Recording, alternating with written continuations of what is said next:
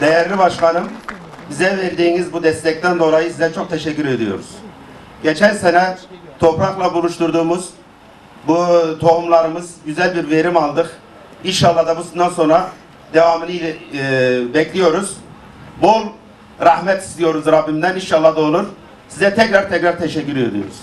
Sağ olun. Birçok örnek projesiyle çiftçilerimizin zor zamanlarında yanında olan, çiftçisine desteklerini hiç esirgemeyen Şahinbey Belediye'miz bu yılda yine sertifikalı tohum desteğiyle biz çiftçilerin yanında olmuştur. Sayın Başkanımıza bu desteklerinden dolayı minnetlerimizi sunarım. Tabi burada bize emektar çiftçilere de büyük görevler düşmektedir.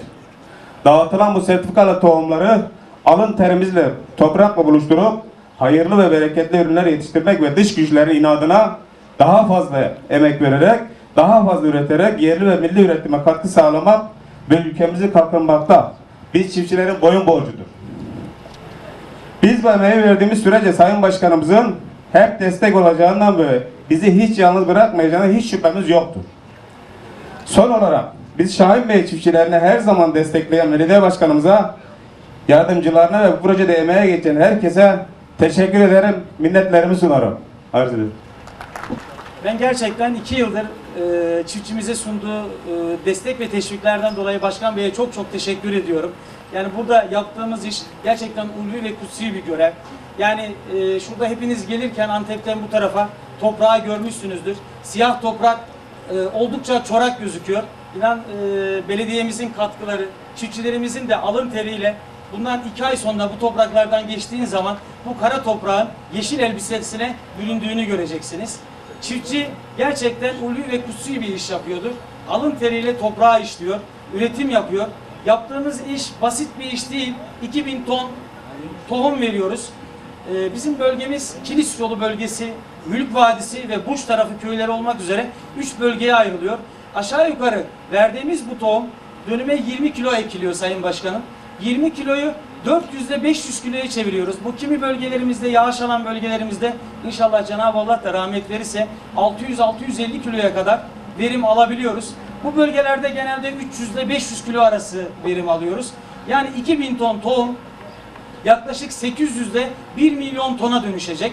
Ve şu an arpanın zannedersem tüccarların alışı 100 lira. Buğday da ekmeklik buğday dağıttığımız buğday, sert buğdayımız da var, makarnalık buğdayımız. O da 1250 liradan gidiyor. Yani şurada 2000 tona harcadığımız para yaklaşık 1 milyar 250 milyon TL olarak geriye dönüş yapacak. İç Anadolu'nun farklı illerinden yüzlerce binlerce biçer geliyor bizim bölgemize.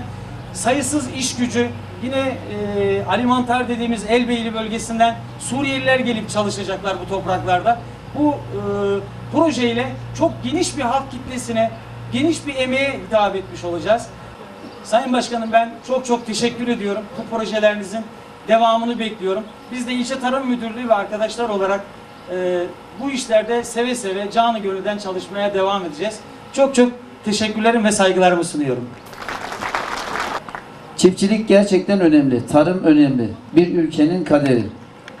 Bunun için biz bu alanda da destek vermeye başladık. Daha önce gerek çocuklarımıza, gençlerimize, hanım kardeşlerimize, beylere, şehirde yaşayan herkese değişik alanlarda destekler verdik. Vermeye de devam ediyoruz.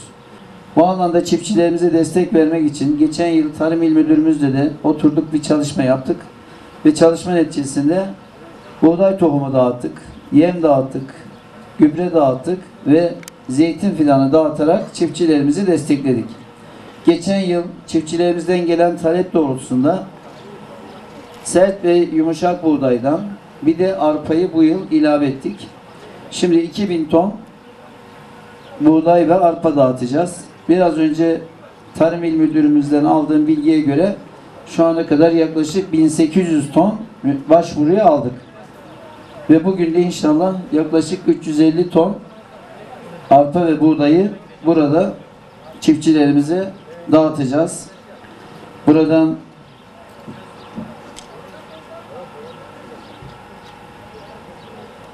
...13 tane mahallemiz, köy olan mahallemiz buradan bugün alacak. Kapçağız, Yiğmatepe, Yoğuntaş, Pancarlı, Kumruhamurkesen, Ekinli, Akyazı, Kazıklı, Türközü, Töreli, Killik, Hacıköprü, Külecik. Neden burada dağıtıyoruz?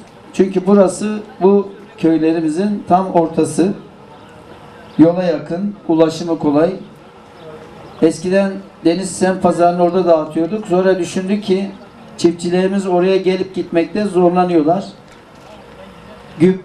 Tohumu, buğdayı, arpayı sizin ayağınıza getirdik. Yorulmayın istedik.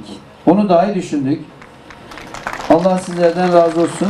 Bir işi yapıyorsak tam yapalım dedik. Ayaklarına kadar getirelim. Şimdi bundan sonra Zeytinli'de bir dağıtımımız olacak. Sarıt'ta bir dağıtım noktamız olacak. Şahin Bey mülkte olacak.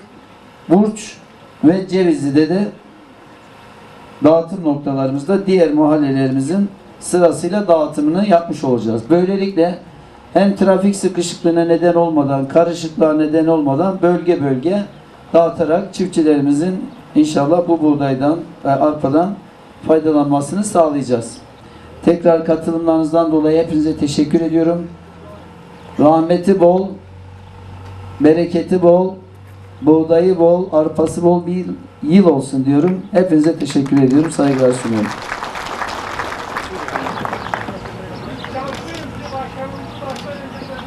Evet, buradayız efendim. Evet.